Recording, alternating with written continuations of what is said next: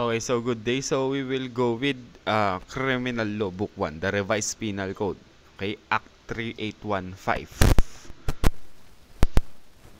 Okay, so criminal law. Criminal law is the branch of public law which defines crime, threats of the nature, and provides for their punishment. So part yan ng criminal law if the batas defines a crime. Okay, binigay yung threats ng kanyang nature and nag-provide ng punishment for violation noong act na yun. Okay? So, when we say crime, this is an act or omission punishable by law. Okay? It's either the law is forbidding you na gawin to or commanding you na gawin to. Let's say, yung batas, pinagbabayad ka ng tax, hindi mo ginawa, that is a crime. Okay? So, kahit wala kang act na ginawa, meron kang omission. Okay? So, that is a crime.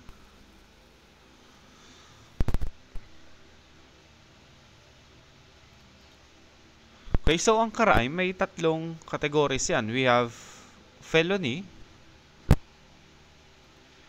Felony is when the act is or omission is punishable by the Revised Penal Code. Okay, Act 3815. Offense naman ang tawag kapag yung crime na yan is punishable by a special law. Okay? Or a statute. And we call it infraction if it violates ordinances. Yun yung tatlong categories ng crime. So, ano ba yung sources? Okay? Sources ng criminal law dito sa Philippines. So, una is the Revised Penal Code, Act 3815, and its amendments. Okay? Itong tatalakayin natin. Pangalawa, mga Special Penal Law. Special Penal Law na pinasa ng Philippine Commission, Philippine Assembly, Philippine Legislature, National Assembly, Batasang Pambansa, and Congress ng Pilipinas. Yung mga Republic Act na yan, Executive Order, etc. Okay? And pangatlo, mga Penal Presidential Decrees issued during the martial law. Yung mga PD. Okay? Presidential Decrees. Dahil dati, merong lawmaking power yung presidente during martial law. So, nagpatupad siya ng mga batas. Sources yan ng mga criminal law natin. So, may mga batas dyan which nagde-define ng crime, nagpo-provide ng punishment for violation. Kaya ni scope ng criminal law natin, crimes committed within the Philippines or against the government facilities or of the Philippines abroad. Okay? So, mga crimes na committed dito sa Pilipinas and mga government facilities ng Pilipinas abroad, including embassy, diplomatic or consular premises regardless of the location ng perpetrator or when the effects happen in these places. Covered dito yung mga kinumit sa aircraft, ship, vessel ng Philippine Registry or in an aircraft, ship, or vessel originating from, passing through, or destined to the Philippines. Didiscuss natin yung detail mamaya yan. Huwag magalala. Crimes committed outside the Philippines against any Philippine citizen entity registered if committed against national security or interest or punishable by level 4 or higher crime. Punishable siya sa place where the crime is committed. Crimes committed outside by the Philippines and crimes committed against humanity in the law of nation. Piracy, for example. Okay? So, didiscuss natin yan in detail mamaya.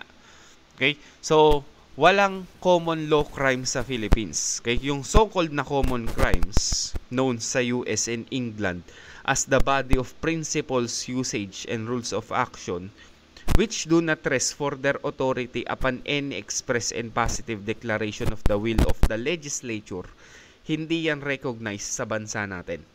Unless there be a particular provision sa penal code or special penal law that defines and punishes yung act na yun, even if it be socially or morally wrong.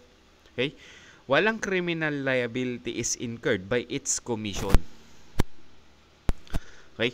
Court decisions, hindi yan sources of criminal law because they merely explain the meaning of and apply the law as enacted by the legislative branch of the government. Okay? So, we have the famous maxim nullum crimen nulla pena sine lege, which means that there is no crime when there is no law punishing it. Okay? So, no matter how wrongful, how evil, or gaano pa kasama yung ginawa na yan, if walang batas na nagde-define nung act na yun or nagpapunish sa act na yun, then hindi yan considered as crime. Okay? So, ano na una? Crime o law? Of course, ito ang nauna. Okay? Because walang crime if walang law. The power of the state to define crime. So, the state, meron silang authority under yung inherent power nila of police power to define and punish crimes and mag-lay down ng rules of criminal procedure. Okay? State, as part ng power na yan, police power, meron silang large measure of discretion in creating and defining criminal offenses. Okay? Yung right of prosecution and punishment for a crime, isa yan sa attributes that by a natural law belongs sa sovereign power is instinctively charged by the common will of the members of society to look after, guard, and defend the interests ng community, the individual and social rights and liberties of every citizen, and guarantee ng exercise ng kanilang rights. Okay? So, si state, syempre may power yan. Mag-create ng inherent under power. Mag-create ng law, which kasi for the protection of the general welfare. Okay? That is the police power. So, ano yung limitations ng power ng Congress to enact penal legislation? So, yung 1987 Constitution natin, nag-i-impose ng mga limitation na to sa power ng Congress na magpatupad ng batas. Una, due process and equal protection. Diba? Section 1, no person shall be deprived of life, liberty, property without due process of law, nor any person be denied the equal protection of the law. Okay? So, well, discuss natin mamaya.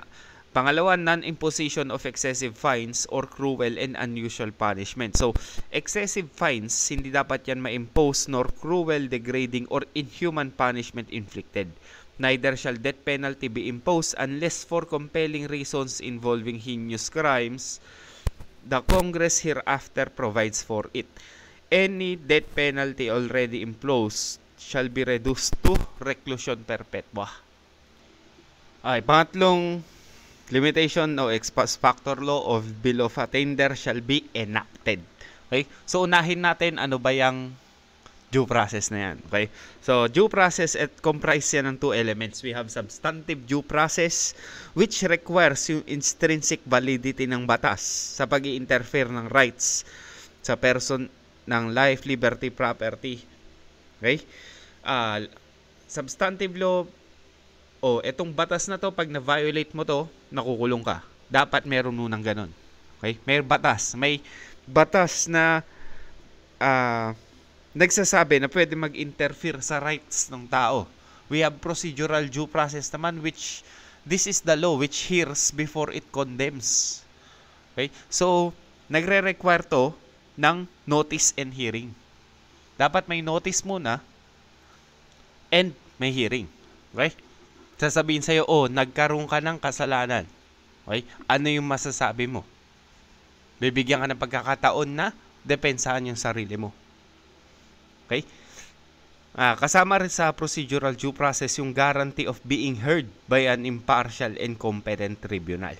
Okay? So, due process requires that the accused must be heard sa court of competent jurisdiction proceeded against the orderly process of law, and mapapunish lang siya after inquiry and investigation upon him. With an opportunity to be heard, a judgment awarded within the authority of a constitutional law. Okay, equal protection naman, hindi, pag sinabi equal protection, parehas talaga yung trato sa atin. Okay? So, equal protection, nire-require niya na lahat ng tao and things similarly situated should be treated alike, both sa rights conferred and responsibility imposed. Okay? So, tayong dalawa. Okay? Ikaw abogado, ako magsasaka lang. Okay? Sahod ko 1,000, sahod mo 100,000. So, para ba masabi na equal, dapat parehas yung tax natin. Parehas 500. Kahit na mas malaki yung sahod mo. Okay? Hindi. Equal protection, dapat yung mga taong pare-pareho din yung trato dapat sa kanila. Hindi naman tayo pareho eh. Ay magsasaka lang ako, abogado ka. Okay? So, hindi kailangan equal yung treatment sa atin. So, pwede mas mataas yung tax mo kasi abogado ka. Parehas ng ibang abogado. Okay? Ako naman, parehas ng ibang magsasaka. Okay? Similar subjects, in other words, should not be treated differently so as to give undue favor to some and unjustly discriminate against others. The guarantee means that no person or class of person be denied the same protection of law which is enjoyed by other person or other classes na nasa parehong circumstances nila. Okay? Excessive fines. So, yung constitutional prohibition on the imposition of unusual fines applies lang yan sa criminal prosecution. Okay? For a penalty, para ma-consider siya as obnoxious sa Constitution, it needs to be more than merely harsh, excessive, or out of proportion. Para mapunta sa prohibition na to, yung penalty must be flagrantly and plainly oppressive and so disproportionate doon sa offense committed as to shock the moral sense of all reasonable persons as to what is right and proper under the circumstances. Okay? Ay cruel and unusual. So, yung constitutional proscription against cruel and unusual sa Bill of Rights, nag-e-extend yan sa situations ng mga extreme corporeal and psychological punishment that strips the individual ng kanyang humanity. Okay? Yung proscription is aimed more at the form or character ng punishment rather than yung severity. Okay? Pinabad mo yan ng ina dahil nagnakaw, takbo-takbo yan. Hindi pwede. Okay? Kinastrate mo. So, kahit hindi severe yung pinatakbo mo na nakahubad, that's merong extreme corporeal. Okay? Next, ex post facto law. So, ex post facto law, Congress prohibited yan from passing retroactive penal laws that are prejudicial sa accused. Okay? Penal laws are those acts ng legislature which prohibit certain acts and establish penalties for their violation. Okay? Or those define crimes, threats of their nature, nagpro-provide ng punishment yan. So, ex post facto law, maraming definition yan. Okay? Yung makes an criminal act done before the passage of the law in which was innocent when done and punishes such an act. Okay? So, nung time na ginawa siya, wala pang batas, then nagkaroon ng batas, hindi mo pwedeng i-punish yung mga dati nang nagawa. Okay? So, sa 100 ngayon, mamaneho ka 60 kasi 70 yung speed limit. Okay? So, 60 yung takbo mo. Kinabukasan, nagpatupad ng batas, 50 na lang yung speed limit. Pwede ka bang kasuhan? Takbo ka ng 60. Hindi pwede. That is an ex post facto. Okay? So, una, nag-aggravate ng crime which makes it greater than it was when committed. Okay? Nag-commit ka. Homicide, reclusion temporal ang punishment. Habang hearing, nagpatupad ng batas. Sabi, reclusion perpetua na ang homicide. Okay? Apektado ka ba ron? Siyempre, hindi. Hindi pwede. Okay? Changes the punishment and it inflicts greater punishment than the law annexed to the crime when committed, alters the legal rules of evidence, and authorizes conviction upon less or different testimony than the law required at the time of the commission of the offense. Okay? So, yung ex post facto law na yan, merong mga exemptions yan, syempre. Exemptions na hindi mag-a-apply. Okay? So, when the law, whenever yung bagong batas dealing with the crime establishes condition more lenient or favorable sa accused. Okay? So, yun yung exemption kapag mas favorable siya sa accused. Driving example natin kanina. Okay? So, let's say,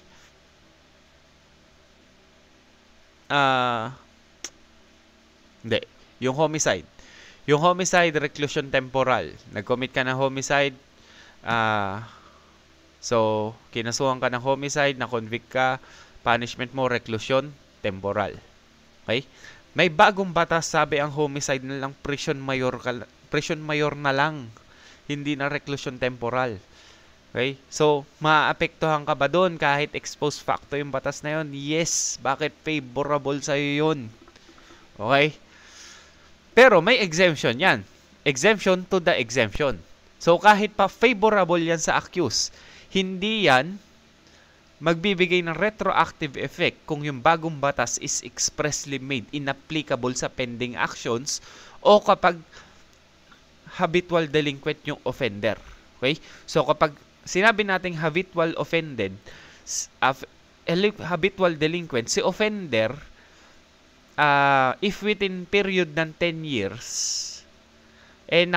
na-convict na siya ng 3 beses sa serious or less serious physical injury, robbery, theft, stapa, and falsification.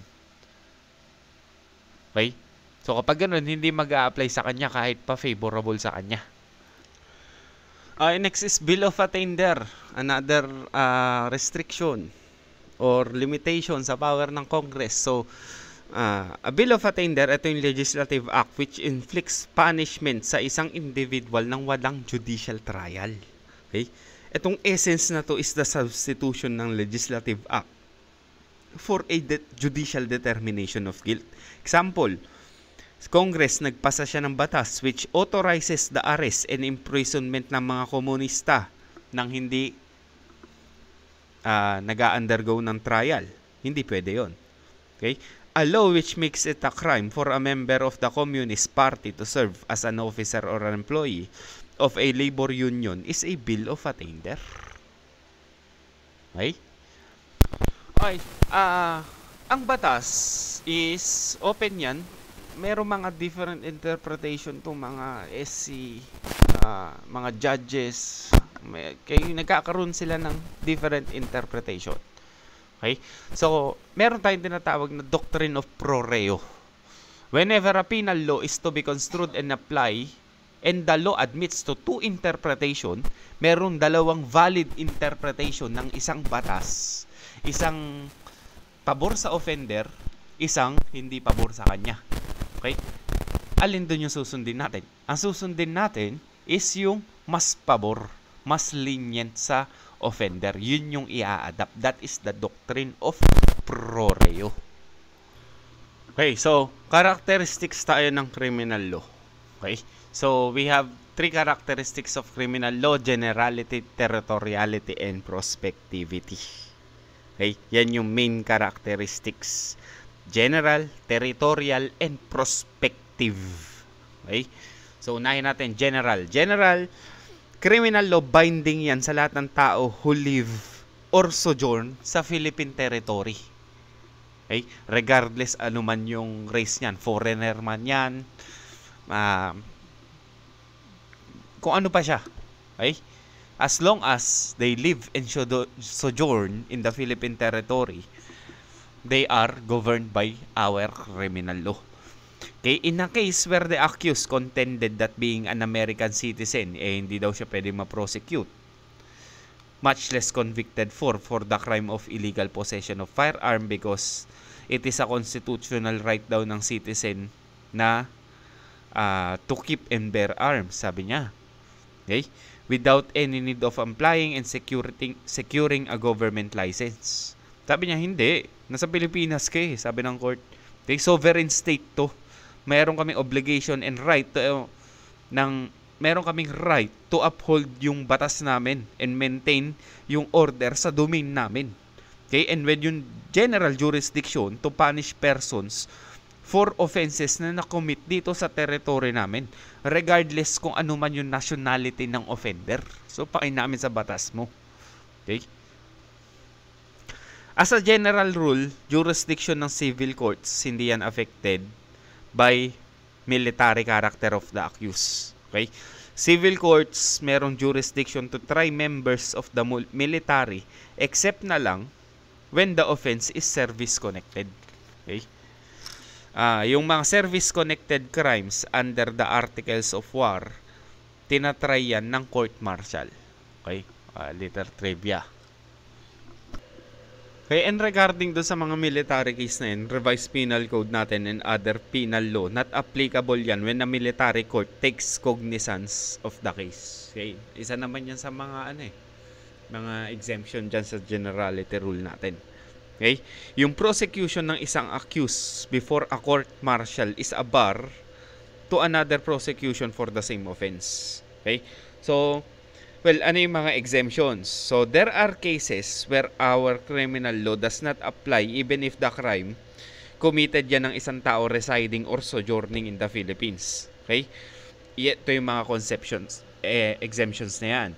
Yung opening statement ng Article 2 natin says that yung provision of this code shall be enforced within the Philippine Archipelago except na lang yung mga pinrovide sa treaties and law of preferential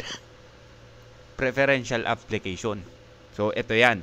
Yung mga treaties or treaties stipulation. An example ng isang treaty is yung exemption sa general application sa mga visiting forces agreements between Philippines and USA. Okay? Yung mga Philippine authorities shall have jurisdiction over US personnel with respect sa offenses committed with the Philippines and punishable under the laws sa Philippines. And yung US naman, meron silang right to exercise within the Philippines lahat ng criminal and disciplinary jurisdiction conferred on them by the military law of the US over US personnel dito sa Pilipinas. Okay? Philippine authorities, meron silang power na mag-exercise ng exclusive jurisdiction sa mga US personnel with respect sa mga offenses, including offenses relating sa national security ng Philippines like treason, sabotage, espionage, violation ng kahit anong batas relating sa national defense, punishable under the laws ng Philippines pero hindi sa batas ng US. Okay? Yan yung mga nasa visiting forces agreement. Okay? And meron din, isa rin sa mga exemption is yung law on preferential application. Okay? Yung pangalawa, laws of preferential application. Example, yung Republic 75 may be considered law of preferential application in favor ng mga diplomatic representatives and yung mga domestic servants nila. Okay?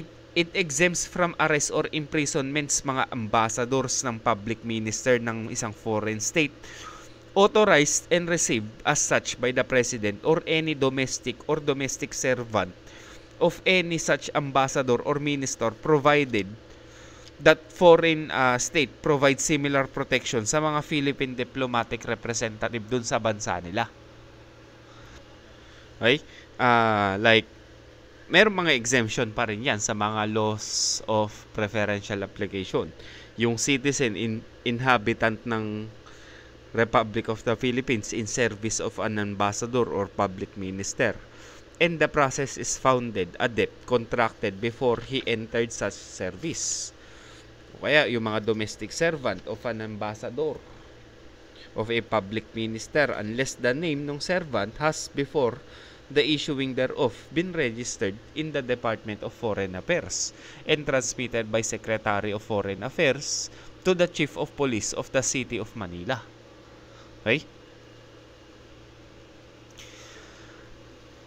Meron din mga person exempt from the operation of criminal law by virtue of the principles ng public international law. Yung pangatlo. Okay, yung Vienna Convention sa mga diplomatic relation lists the heads ng mga diplomatic missions. Kasama yung mga ambassador and other heads ng mission of equivalent rank who are accredited to the host head of the state. Mga envoys extraordinary, ministers, and other representatives who are accredited to host heads of the state.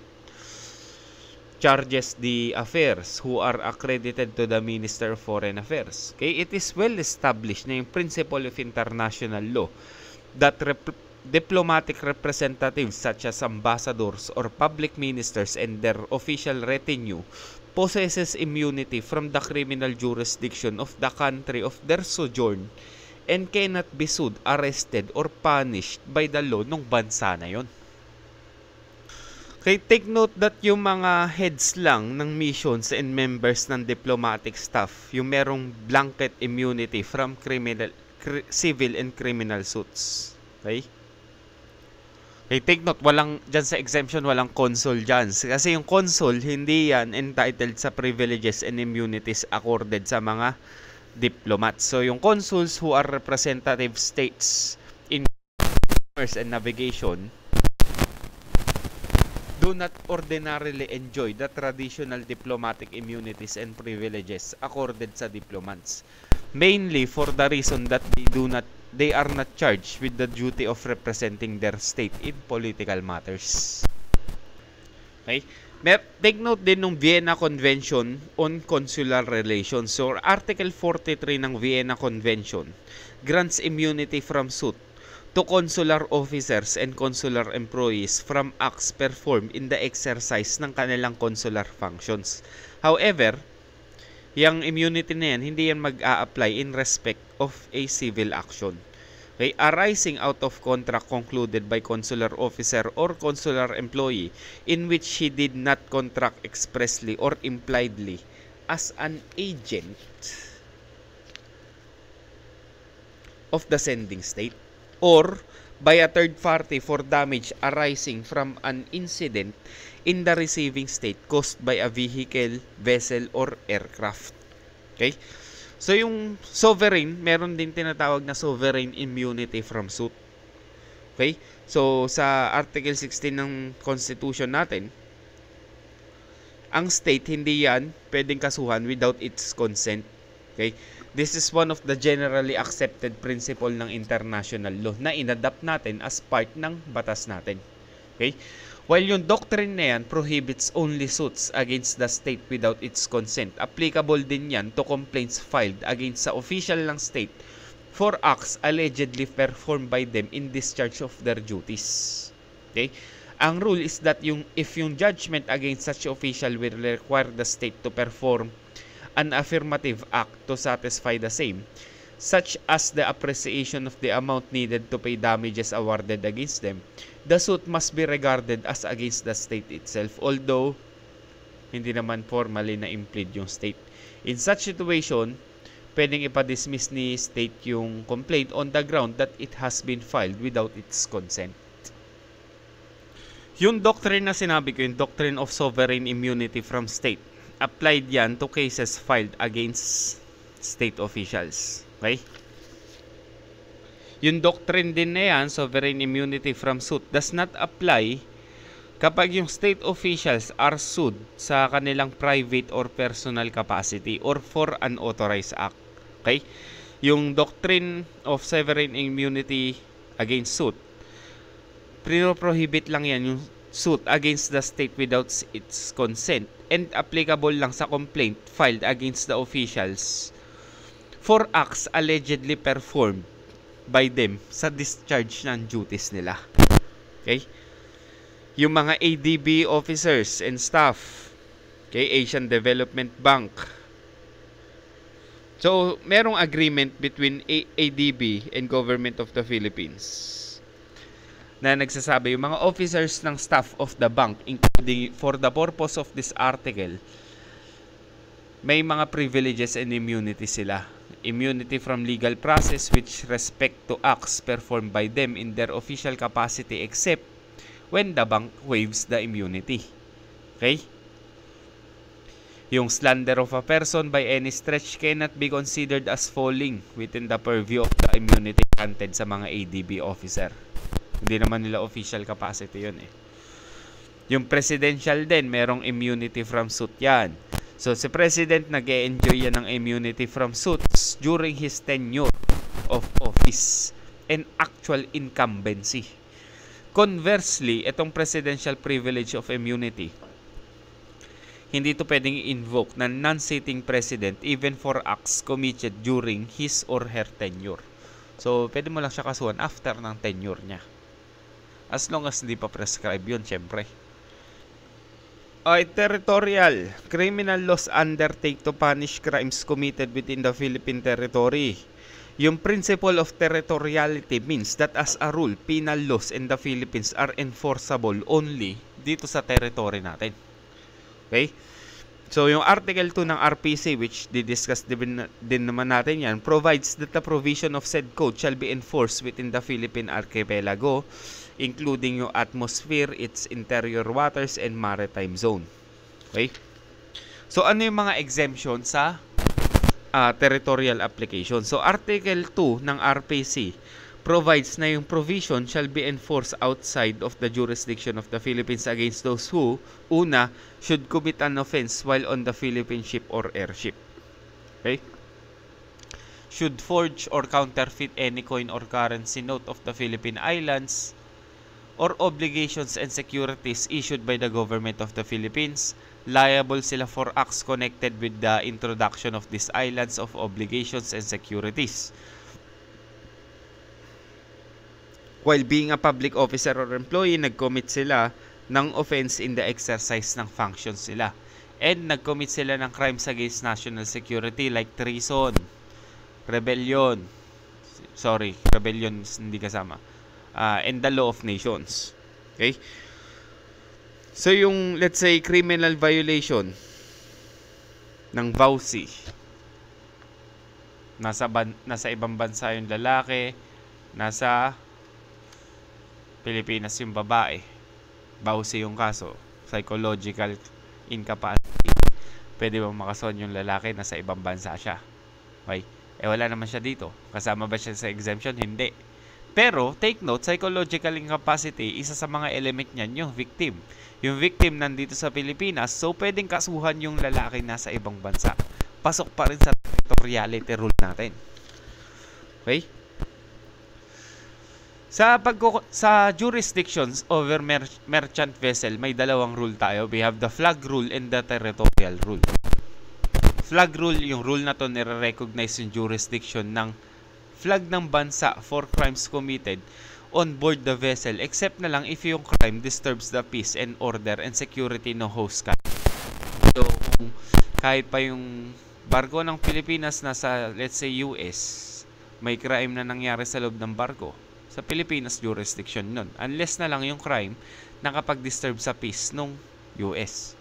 English rule, territorial rule. Rule recognized that the host country has jurisdiction over the crimes committed on board the vessel unless they involve internal management of the vessel. Kung yung barko na nasa US, may crime na nangyari dyan, under English rule, dun yan sa host country. Okay, saan? And pangatlo is prospectivity. So, yung act or omission na discuss na natin kanina sa ex post facto will only be subject to penal law if they are committed after the penal law had already been taken effect. Okay, so discuss na rin natin yung exemptions saka yung exemption to exemptions. However, natin ano yung effect ng repeal sa penal law. Wala naman dyan. Okay? So, if yung repeal makes the penalty lighter sa bagong batas, yung bagong batas shall be applied. Except na lang kung yung offender habitual delinquent or when the law is not made applicable sa mga pending action. Okay? If yung bagong batas naman, ni-repeal, may bagong mas mataas na penalty, the law in force at the time of the commission of the offense shall be applied. If yung bagong batas totally repeals the existing law, okay, then yung crime obliterated na rin. Okay, biglang may nagsabi, hindi na crime ang murder. Okay? So ikaw na nakasuhan ng murder, na convict ng murder, laya ka na. Okay? Kasi kapag yung repeal is absolute, the offense ceases to be criminal. When yung bagong batas and yung lumang batas penalizes the same offense, the offender can be tried under the old law. Okay, nabanggit ko naman na kanina yan. When yung repealing law fails to penalize the offense under the old law, the accused cannot be convicted under the new law. Magiging prospective. Okay, a person charged under a repealed statute may be punished under the repealing statute. Okay? Tandaan na sa doctrine of pro reo natin, ang penal laws is strictly construed against the government and liberally in favor of the accused. Okay? in favor lagi of the accused. So, that is introduction to criminal law. Next, we will discuss, sisimula tayo sa Articles 1 up to 10 siguro.